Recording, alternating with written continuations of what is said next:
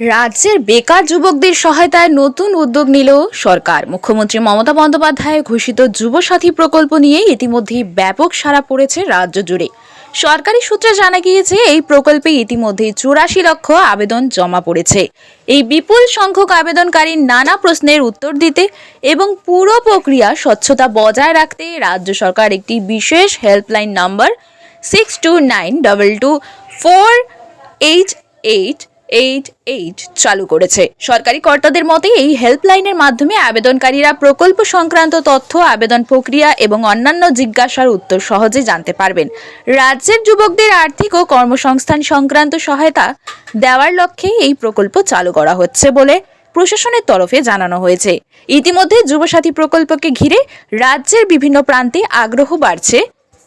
মৌসুমী রায়ের রিপোর্ট, দেশ বিদেশের খবর।